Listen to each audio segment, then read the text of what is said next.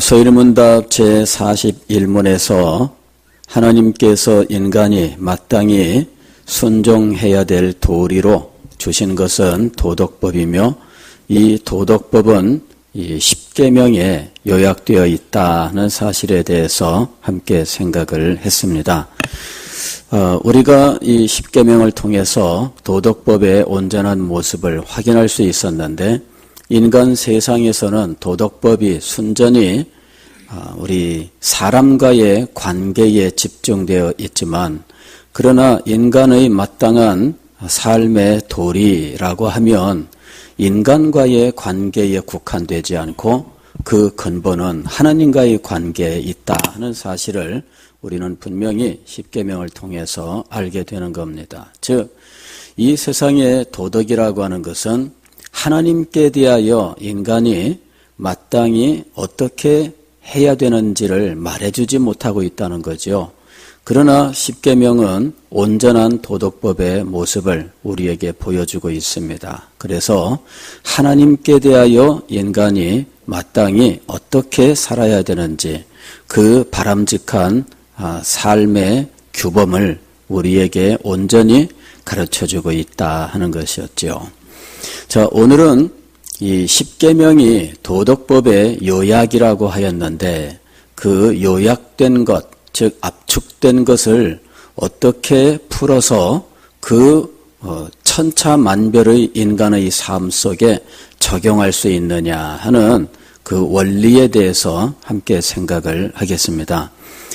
이것은 이 제42문에서 가르치고 있는데 십계명의 대강령은 무엇입니까? 이렇게 질문을 하고 답은 십계명의 대강령은 우리의 마음을 다하고 목숨을 다하고 힘을 다하고 뜻을 다하여 주 우리 하나님을 사랑하고 또 이웃을 사랑하라는 것입니다.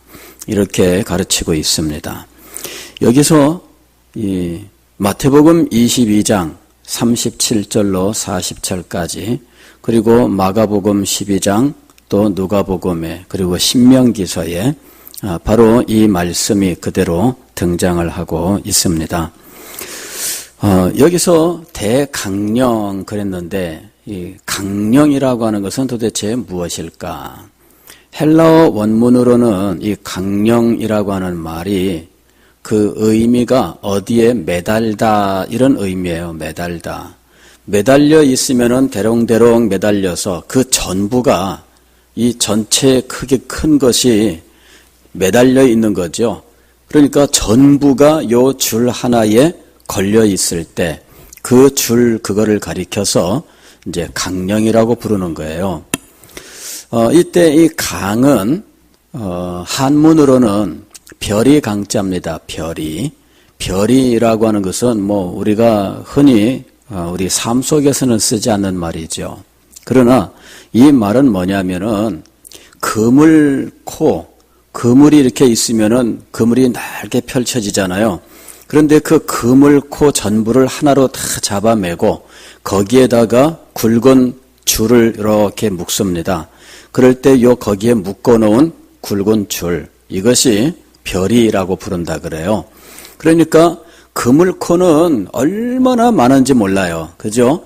우리가 민물에 가서 낚시 혹은 이 그물로 물고기를 잡을 때 그럴 때 이 그물 이거를 들고 그다음에 이거를 넓게 이렇게 이제 펼칩니다. 그죠? 이렇게 딱 이게 여기다 걸고서는 그다음에 이거를 넓게 던져요. 이렇게 넓게 던지면은 그물 그 끝에는 요 납조가리들이 달려 있어가지고 던지면 넓게 쫙 펼쳐지면서 납이 쫙 가라앉아요. 그런데 거기에 무엇이 있어요? 그물 그 실들이 다 얼기설기 이렇게 얽혀 있잖아요.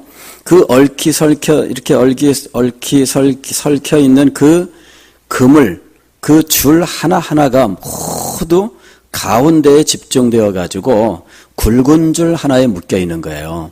그래서 던져놓고 그 굵은 줄 하나만 붙잡고 있으면 되는 거예요. 그렇게 해서 이 납이 이 강바닥, 시내 바닥까지 다 가라앉으면 잠시 후에 이걸 살살살살 잡아당기면 납이 이렇게 가운데로 모아져요.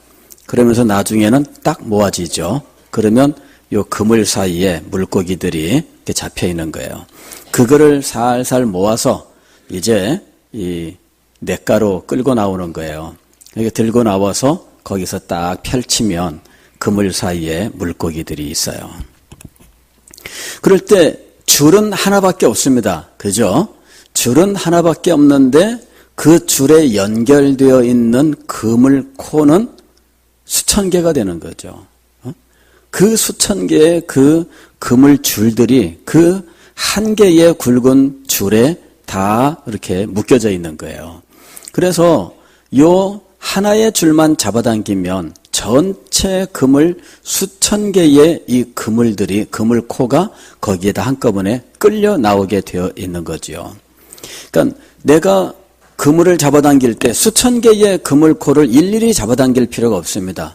오직 하나의 줄만 잡아당기면 되는 거예요. 이럴 때 이 하나의 줄이 뭐라고요? 별이라고 부르는 거예요. 근데 이거는 유도 아닙니다. 이거는 세 발의 피인데 바다에서 그물을 내리면 이건 엄청납니다, 여러분. 이 바다에서 고기잡이 하는 거를 관심 있게 제가 좀 봤더니 다양한 방법이 있어요. 예, 어떤 사람들은 그 배를 타고 나가서 낚싯대 들이워가지고 한 마리씩 건져 올리는 것도 있고, 그 다음에 그냥 실에다가 이 미끼만 해서 그냥 이게 바다에다가 실을 던져요, 그냥. 그리고 잡으면은 손으로 잡아 올리는데, 갈치 같은 거는 그렇게 낚아 올립니다. 예, 주낙이라 그래가지고, 이 배전에서 이 낚시하는 이 사람들이 쭉 서가지고, 이 사람들이 미끼 딱 낚시 바늘에다가 끼워가지고 계속 바다로 이렇게 던집니다. 기술이 대단해요. 그렇게 던지는데 멀리 날아갑니다. 그렇게 해서 푹 가라앉아 있으면 요 줄이 굉장히 길어서 이 갈치가 무슨 1, 2m 그 물속에 있는 게 아니라 수십 미터 물속에 있거든요. 그러니까 거기까지 이 줄이 내려가야 돼요. 거기 내려가서 있다가 그 다음에 물면 탁 잡아당기는데 딱 잡아당기면은 이 갈치들이 막 올라오는 거예요. 그러니까는 그런 방법도 있는데 그 다음에 또 어떤 게 있냐면요, 통발 낚시가 있어요. 이런 큰 통발들을 그냥 수천 개를 바다에다가 띄우거든요. 예, 수천 개를 바다에다가 이렇게 던지는데 그저 이 배에서 통발에다가 미끼를 넣고 그 다음에 이거를 계속 뿌립니다. 2시간이나 쉬지 않고 가면서 뿌려요. 그러면은 나중에 한 2시간쯤 있다가 가서 이 표시해둔 곳에 가서 이제 이 깃발 이렇게 바다에 둥둥 띄워져 있는데 그거를 고리로 이렇게 잡아당겨 가지고 그럴 때 줄이 있어요. 그 줄에 통발들이 다 매달려 있는 거예요. 그래서 통발을 하나하나 잡아당길 필요가 없습니다. 무엇만 잡아당기면 돼요? 통발을 매달아 놓은 줄 하나만 잡아당기면 돼요. 줄 하나만 잡아당기는데 사람 힘으로는 그걸 끌어당길 수 없어요. 왜냐하면은 이게 한번 풀어놓으면은 4kg, 한 8kg 막 이 정도 길이로 이걸 뿌려놓거든요. 그러니까 사람 힘으로 안 돼. 그러니까 이 배에는 이 줄을 걸어서 감아주는 이 기계가 있습니다. 이래 가지고 모터를 돌려 가지고 줄을 감아주면은 통발들이 계속 올라와요. 통발을 잡아당기는 게 아니라 뭘 잡아당긴다고요? 그 동아줄, 이따만한 밧줄, 이 밧줄 하나만 잡아당기는 거예요. 밧줄 하나만 계속 감아주면 그러면은 통발이 올라와요. 그 통발 속에서 대게, 러시아 킹크랩, 이런 것들이 그 속에 있는 거예요. 또 어떤 것들이 있냐면요, 바다에 아예 그물 자체를 그 담벼락처럼 그 수십 미터 밑에다가 이 그물을 띄우는 게 있는데요. 그런 방법도 그물을 걷어 올릴 때에는요, 이 줄 하나를 가지고 걷어 올리는 거예요. 그래서 알고 보면은 줄 줄 하나가 그 엄청난 그물을 다 끌어올리는 거예요. 4kg씩 막 이렇게 그물을 펼쳐놓는데 그 줄 하나를 가지고 끌어당기는 거예요. 그럴 때 이 줄이 뭐라고요? 이게 별이 강자할 때 별이래요, 별이. 요것만 잡아당기면은 그 엄청난 그물들이 다 딸려오는 거예요. 그러니까 율법과 선지자의 강령 그럴 때 율법이라고 하는 것과 선지자의 모든 메시지, 율법의 내용과 선지자의 이 모든 메시지는 하나의 줄에 묶여서 당기면은 다 끌려온다 그 말입니다. 이게 비유예요, 비유. 그러니까 율법과 선지자의 강령. 그럴 때 이게 뭐냐면은 줄 하나만 잡아당기면 그러면은 전부가 다 끌려온다는 거죠.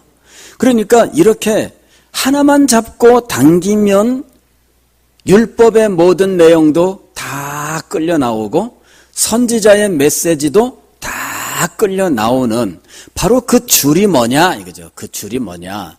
그것이 바로 강령이다 이거예요. 강령이다. 국어사전을 보면은 이 강령에 대해서 뭐라고 얘기하느냐면 일의 근본이 되는 큰 줄거리 그랬어요.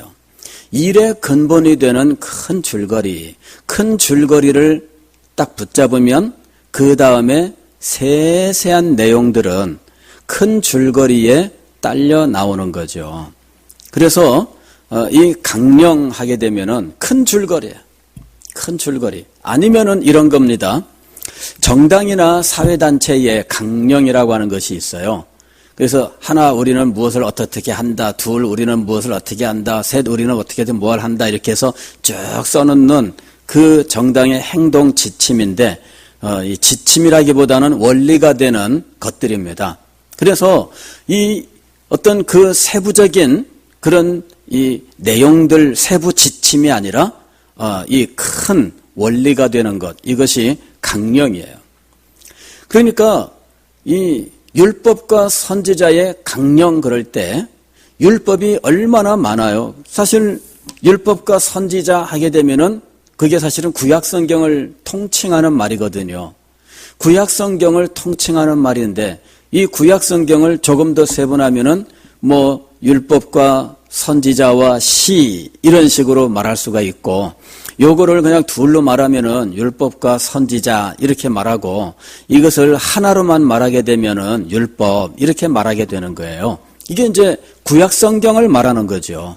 그러니까 성경 전부 내용이 얼마나 많겠어요. 그런데 그 내용을 하나의 줄로 끌어당긴다면 마치 바다에 엄청난 그물이 있는데 그 그물을 하나의 줄로 끌어당긴다면 그게 뭐가 되느냐 하면 강령이라는 거죠. 그러면 예수님께서 말씀하신 성경 전체의 교훈을 하나의 줄로 끌어당길 수 있는 이 강령이 되는 이 끈이 도대체 무엇이냐? 이것이 바로 오늘 우리가 읽은 말씀이에요. 예수께서 이르시되 내 마음을 다하고 목숨을 다하고 뜻을 다하여 주 너의 하나님을 사랑하라 하셨으니 이것이 크고 첫째 되는 계명이요 둘째도 그와 같으니 내 이웃을 내 자신같이 사랑하라 하셨으니 이 두 계명이 온 율법과 선지자의 강령이니라. 이 말씀은 뭐냐면요. 십계명이라고 하는 것을 해석할 때 이 강령이라고 하는 것을 가지고 그 십계명을 풀어나간다 하는 거예요. 즉, 좀 더 크게 말씀을 드리면은 이 강령이라고 하는 것을 가지고 성경을 해석해 나가는 거죠. 그리고 조금 더 초점을 맞추면 십계명도 바로 이 강령이라고 하는 것을 가지고 풀어나가야 된다 하는 거예요. 지난주에 우리가 십계명은 도덕법의 요약이다 그랬어요. 요약 혹은 압축이라 그랬어요. 이 압축을 풀 때에는 법칙이 있습니다. 그냥 아무렇게나 풀면은 풀리지 않습니다. 가령 우리가 왜 어린 시절에 저도 많이 해봤습니다만은 이렇게 왜 이렇게 엮어가지고 서로 이렇게 옮기면서 다양한 모양으로 푸는 거 있잖아요. 그거 할 때 그거 법칙이 있습니다. 예, 받을 때도 법칙이 있고 그래야 다양하게 해요. 그러다가 얽히면 어떻게 돼요? 그러다가 얽히면은 이거 푸는데 참 골치 아파요. 예, 그거 잘 풀어야 돼요. 이게 얽혀 있는 거예요. 이게 법칙이 있어야 돼요. 법칙을 알아야 이걸 제대로 풀지 안 그러면 엉켜버리기만 해요. 자, 하나님의 말씀, 아니 도덕법이 하나님의 인간이 마땅히 살아가야 되는 삶의 교훈을 압축하고 있는 것이라면, 십계명은 바로 이 도덕법의 압축이라면 이것을 풀어나가는 데는 푸는 법칙이 있다는 거예요. 그 법칙에서 가장 먼저 적용해야 되는 게 뭐냐면은 강령이라고 부르는 거예요. 강령. 하나의 줄, 바로 이것을 먼저 발견해야 돼요. 자, 이 줄이 무엇이었느냐 하면은 바로 마음을 다하고 뜻을 다하고 힘을 다하고 목숨을 다하여 주 너희 하나님을 사랑하라. 이게 첫 번째. 두 번째는 내 이웃을 내 몸과 같이 사랑하라. 즉 이것을 한마디로 하면은 사랑이라 이렇게 말할 수가 있습니다. 즉 십계명이라고 하는 것은 사랑이라고 하는 것으로 일단 풀어야 된다 그 얘기예요. 즉 하나님을 사랑하느냐 이거죠. 십계명의 1계명이 뭐였습니까? 나 외에 다른 신을 내게 있게 말지니라 그랬어요. 사랑이라고 하는 이 한 말, 한 단어로 이 말씀을 풀어야 된다는 거죠. 하나님 외에 다른 신을 두지 말아야 되는 이유는 무엇이냐면은 하나님을 사랑하기 때문이에요. 하나님을 사랑하는 것은 그냥 뭐 다양한 취미 생활의 일종이 아닙니다. 이것은 오직 그분만 사랑하는 이 유일성의 의미를 가져요. 그래서 하나님을 사랑한다면 하나님 이외에 다른 신을 둘 수가 없다 하는 것이죠. 그래서 나 외에 다른 신을 두지 말라 하는 거죠. 하나님을 사랑한다면 하나님을 다른 모양으로 만들 수 없습니다. 우상을 만들고 그것에 절하지 말고 그 다음에 섬기지 말라. 우상을 만들지 말고 절하지 말고 섬기지 말라 이렇게 말씀하셨어요. 하나님을 사랑한다면 하나님을 이상한 모양으로 뭐 그려놓고 하나님이다 이런 식으로 할 수 없잖아요. 그렇게 하면은 안 되는 거예요. 우리들도 친구를 놀릴 때 벽에다가 이렇게 하고선 도깨비불 그려놓고 거기다가 이름 쓰잖아요. 누구, 장호익 이렇게 써놓으면은 친구들이 보고 쟤 장호익이다 이러면서 놀린단 말이에요. 그게 우상입니다. 그게 우상이에요. 그 다음에 하나님의 이름을 망령되이 일컫지 말라 그랬습니다. 이 이름을 가볍게 취급하면 되겠습니까? 사랑한다면은 그 이름을 얼마나 소중하게 여기겠어요. 그래서 십계명을 풀어나갈 때 원리가 무엇이냐면은 사랑입니다. 첫째는 하나님께 대한 사랑, 두 번째는 인간에 대한 사랑이에요. 이 사랑이 십계명을 풀어가는 대원리가 되고 있습니다. 주님께서 이 신명기서의 말씀을 가지고 율법의 대강령이라고 하는 것을 말씀하셨는데 이것이 바로 십계명 즉 도덕법을 풀어나가는 원리다 하는 거예요. 도덕법을 풀어나갈 때에는 사랑이라고 하는 것을 가지고 풀어나가야 됩니다. 사랑이 아니면 이것을 풀 수가 없습니다. 안 그러면 어떤 일이 벌어지냐면은 소위 말하면은 이 율법적 순종이라고 하는 것을 하게 돼요. 율법적 순종. 즉 마음에는 없이 형식적으로 지키는 거죠. 그러니까 이거는 뭐냐면은 형식적으로 지킨다는 것은 흉내 내는 것을 말하는 거예요. 예수님께서는 이것을 가리켜서 외식하지 말라 하고 말씀하신 거죠. 외식이라고 하는 거예요. 외식이라고 하는 것은 어떤 의미냐면은 겉을 꾸민다 하는 의미입니다. 겉을 꾸민다. 이 외식할 때 식이라고 하는 것은 꾸미는 거예요. 장식할 때 식자가 이 똑같은 글자입니다. 그래서 이게 바로 겉을 꾸밀 때 속으로는 전혀 그렇지 않은데 겉으로만 꾸밀 때 그것을 외식이라고 부르는 거예요. 그러니까 사랑이라는 것이 없다면 행하는 모든 것이 외식이 되어버리는 거죠.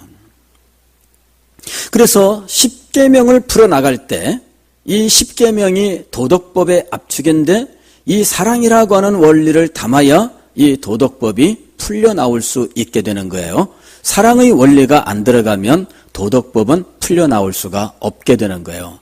사랑이 들어가지 않으면 도덕법은 우리한테 무엇이 되느냐 하면 우리를 귀찮게 하고 우리를 얽어매는 것이 되어버리는 거죠. 사랑이 없을 때는 그것만큼 답답한 것이 없는 거예요. 그래서 우리는 하나님의 말씀, 아니 그 하나님께서 주신 언약의 법칙인 이 십계명을 풀어나갈 때 가장 먼저 적용해야 되는 원리는 사랑의 원리다 하는 거야. 사랑의 원리다. 그 사랑의 원리를 가지고 하나님께 대하여 그리고 인간에게 대하여 마땅히 행해야 될 일들을 행해야 되는 거죠. 이 사랑의 원리가 빠지면 모든 것이 그냥 굉장히 귀찮고 번거롭고 괜히 무거운 짐이 되고 막 그렇게 되는 거예요. 안식일을 기억하여 거룩히 지키라. 오늘날 우리는 안식일을 지키지 않고 주일을 지키고 있습니다만은 이 안식일에서 주일로 바뀌게 된 과정도 제가 여러분들에게 나중에 말씀을 드리겠습니다만은 주일 성수 그럴 때 어떤 사람은 참 마음속에 감동을 받고 그리고 정말 우리가 주일을 성수해야 돼. 그리고 주일 성수를 하는 과정에서 큰 기쁨과 은혜를 얻는데 어떤 사람들은 주일 성수가 그렇게 힘들고 어려울 수밖에 없는 거죠. 어떤 사람들을 주일 성수 이야기하면은 막 굉장히 답답해하고 귀찮아하고 힘들어하고 막 심지어는 미워하고 막 그래요. 그런 것 좀 강조 안 할 수 없나 그렇게 되는 거죠. 좀 자유롭게 교회 다니면 좋지 않나? 뭐 그렇게 꽉 매여가지고 그러느냐 그러는데 사실은 꽉 매인 사람이 누구냐 이거죠. 진정으로 매인 사람은 그걸 귀찮아하고 그것을 미워하는 사람이 매여 있는 거예요. 오히려 주일 성수를 기뻐하는 사람은 자유로워요. 주일이 하나도 귀찮지가 않고 주일이 너무 기쁘고 즐겁고 기다려진다는 거죠. 주일이 지나가는 것이 아쉽고 막 그래요. 그죠? 저도 참 예전에는 이 저녁 예배가 있었잖아요. 저녁 7시, 7시 반, 8시 뭐 참 계절 따라서 예배 시간이 변경되면서 겨울에는 참 또 얼마나 깜깜해집니까? 주일날 그래도 뭐 예배 마치고 이렇게 저렇게 사람들하고 인사하고 뭐 이렇게 대화하고 하다 보면은 뭐 밤 9시가 이제 훨씬 넘게 되는데 이제 그때 이제 뿔뿔이 흩어져 집으로 돌아갑니다. 방향이 같은 사람들은 같이 걸어가면서 또 집 앞까지 데려다 주기도 하고 뭐 그러면서 가는데 주일날을 끝내는 그것이 굉장히 아쉬웠어요. 오늘도 주일날이 다 지나갔구나. 그죠? 내일부터는 한 주간이 시작되는데 주일날이 멀게만 느껴지는 거죠. 빨리 주일이 왔으면 좋겠다. 빨리 주일이 왔으면 좋겠다. 여러분 그런 마음 가지지 않았어요? 주일이 빨리 왔으면 좋겠다. 그래서 주일을 기다리기 때문에 수요일 날이 그렇게 좋을 수 없었어요. 주일이 오기 전에 중간에 수요일이 있다는 거 이거 얼마나 감사한지. 그래서 수요일 날 열심히 수요예배에 참석을 한 거예요. 왜? 주일을 기다리기 때문에. 중간에 징검다리처럼 수요일이 있어서 주일을 기다리는데 힘들지 않았어요. 또 중간에 금요기도회가 있었어요. 그러니 이 금요기도회가 주일을 기다리는 사람에게는 오아시스와 같은 겁니다. 그렇죠? 징검다리처럼 마치 오아시스처럼 주일까지 중간에 수요일도 있지요. 중간에 금요일도 있지요. 얼마나 이 날들이 기쁘고 즐거운 날인지 기대되는 날들이잖아요. 이런 날들이 있었기 때문에 주일날을 기다릴 수가 있었던 거예요. 중간에 수요일도 없고 금요일도 없었으면 주일까지 얼마나 삭막한 삶을 살았을까 생각하면 너무나 아찔한 거 있죠. 목사님 중독되셨네요. 아니 왜 주일이 그렇게 기쁘고 즐거울까요? 이거는 사랑 이 한마디로 밖에는 설명할 길이 없어요. 하나님을 사랑하는 이 사랑 때문에 하나님과 함께하는 이 한 날, 이 날을 기뻐한 거예요. 하나님께서 왜 이 한 날을 우리에게 주셨느냐? 안식일 규정은 구약 성경에서 굉장히 두드러지는 계명이에요.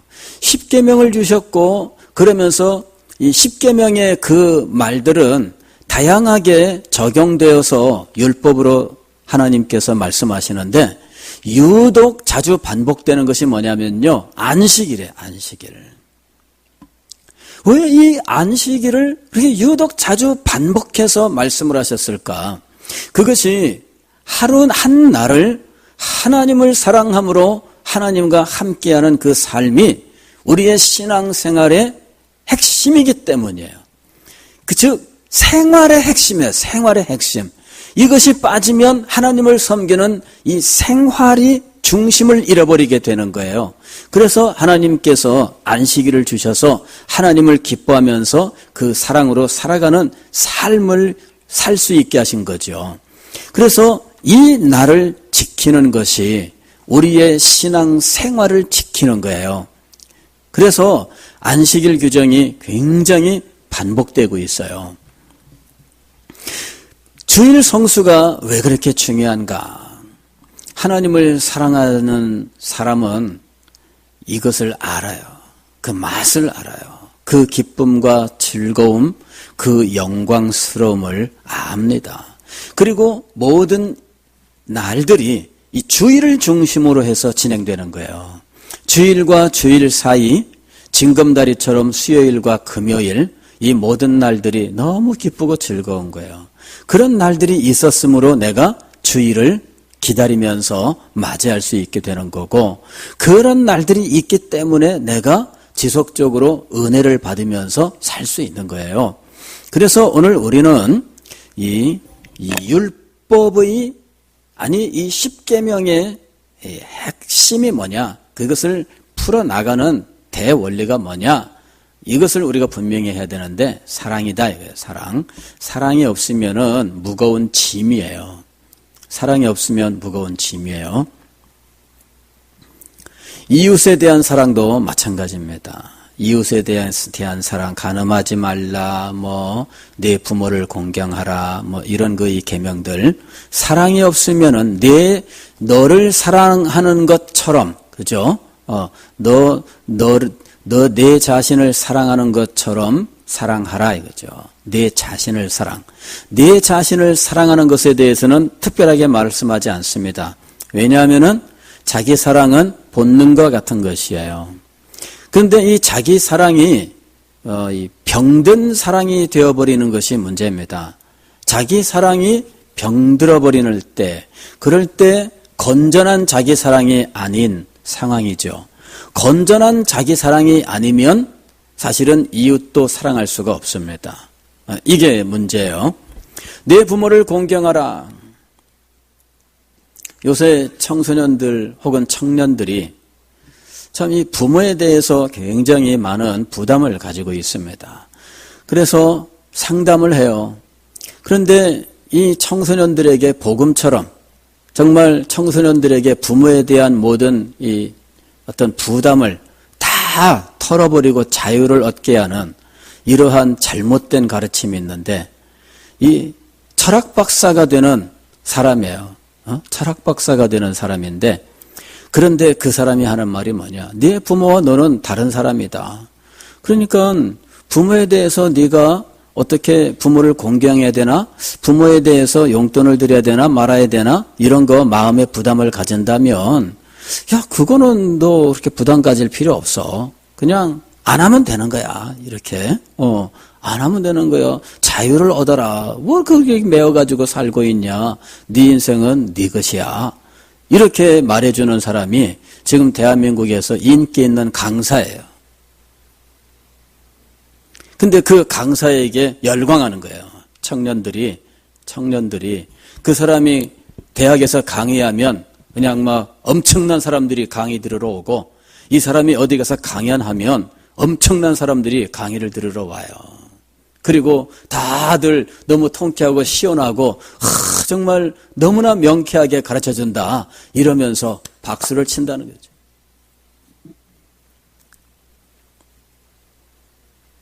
그의 가르침 속에는 사랑이 없어요.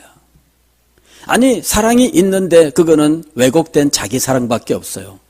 너 하나만 편하면 되는 거야. 이것이 가장 기본적인 원리입니다. 이 세상에서 너를 대체할 수 있는 존재는 없는 거야. 네가 편안해야 되고, 네가 자유로워야 되고, 네가 부담을 갖는다면 할 필요 없는 거고, 네가 편하다면 그냥 그대로 가면 되는 거야. 이런 정말 더럽게 썩어버린 자기 사랑, 이것을 철학의 원리를 세워가지고 가르치는데, 이게 지금 현대인들에게, 특별히 젊은이들에게 열광적인 가르침이 되고 있다는 거죠. 그걸 배우고 그렇게 마음을 정한 이 사람들이 나중에 어떻게 살겠어요?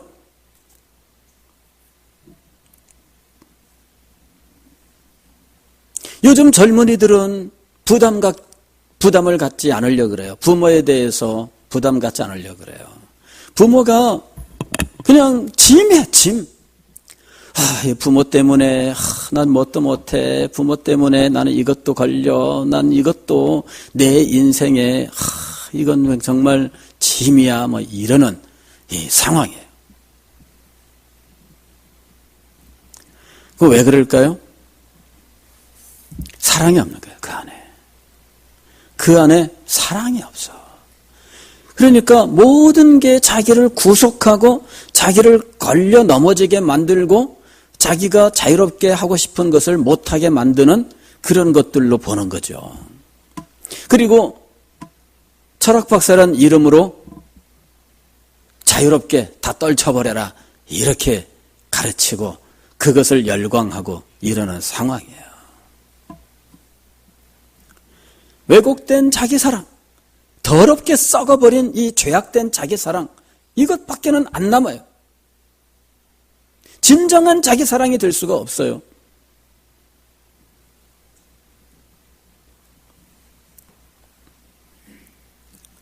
이웃에 대해서 진정으로 사랑하려면 자기 자신을 정당하게 사랑할 줄 알아야 되거든요.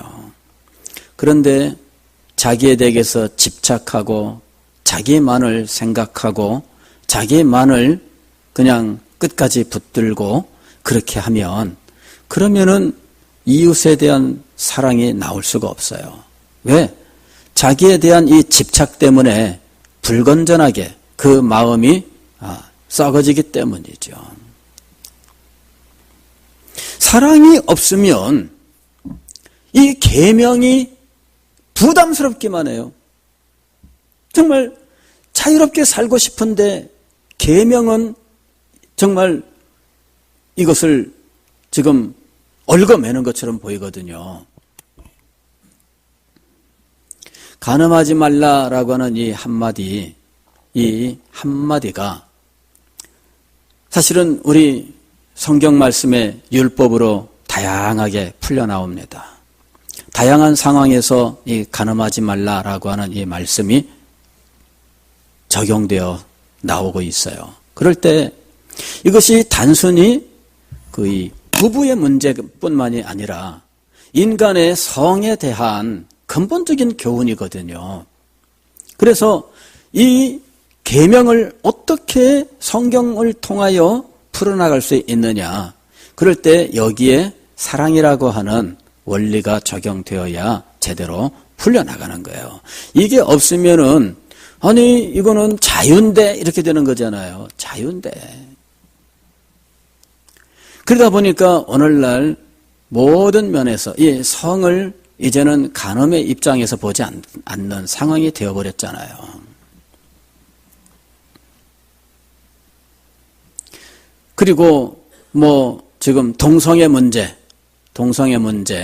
이런 것들도 뭐 인간은 원래 그렇게 태어날 수도 있는 거기 때문에 그건 인정을 해줘야 된다. 그래 인권이다 이렇게 말하고 있잖아요.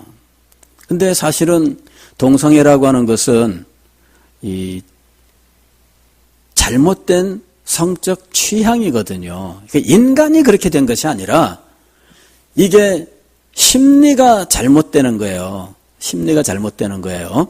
가령 인간의 심리는 어떤 것에 중독되고요. 그 다음에 아름다운 것을 사랑하고 기뻐하는 그런 심리도 있지만 지금 이 아름다움보다는 어떤 변태적인 것을 아름답다고 생각하고 그런 것들을 막 집착하는 이런 병적 심리도 있거든요.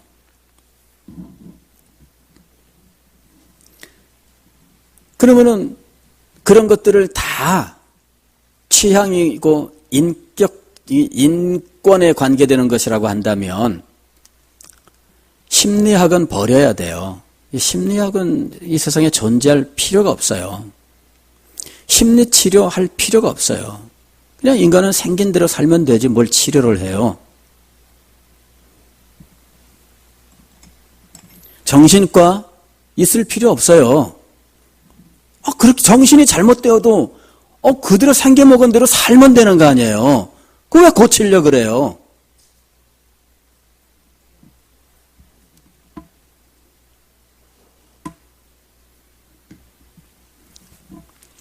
인권인데 그걸 왜 고쳐요?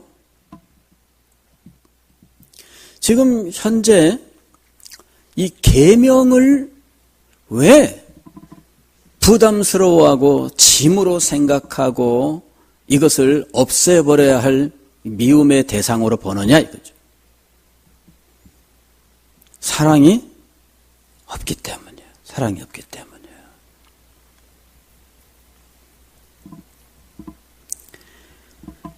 십계명이 도덕법의 요약이라면 이 요약을 풀어나가는 이 원리가 되는 것은 대원리가 되는 것은 바로 사랑이다. 사랑이다. 그런데 예수님 말씀하신 이 대강령이니라 한 것에 이 하나님께 대한 사랑을 어떻게 적용할 것이냐 하는 것과 이웃에 대한 사랑을 어떻게 적용할 것이냐 그 원리가 각각 다르게 등장합니다.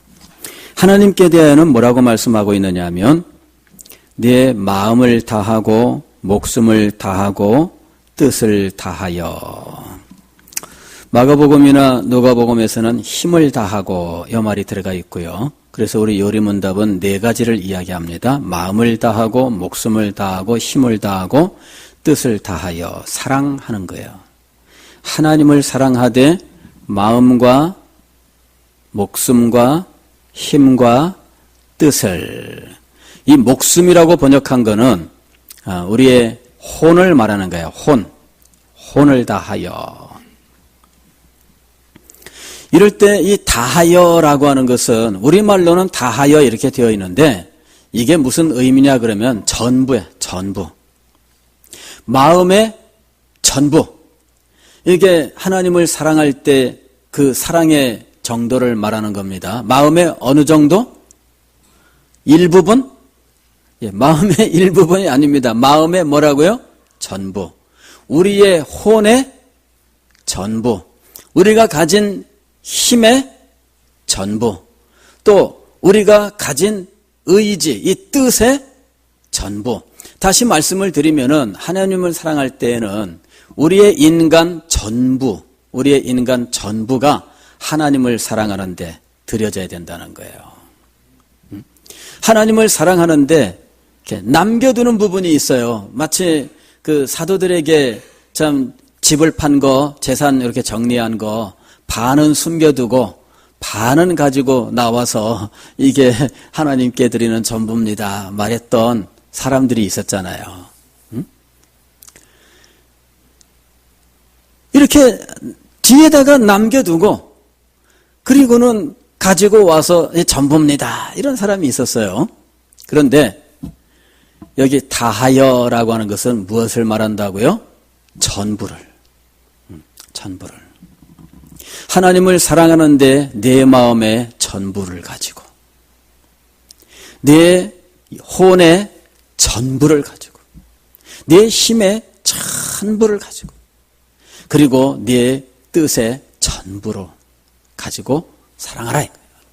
즉 우리의 인간 전 존재, 우리의 인격 그리고 우리가 가지고 있는 모든 삶의 재료들 그 모든 것들 전부를 가지고 하나님을 사랑하라 이거죠. 이게 하나님을 사랑하는 원리예요. 하나님을 사랑할 때 일부만 떼어서 사랑하는 것이 아닙니다. 내 마음은 하나님을 사랑하는데 내 재산은 내 것이다. 이렇게 분리가 되지 않는다는 거예요.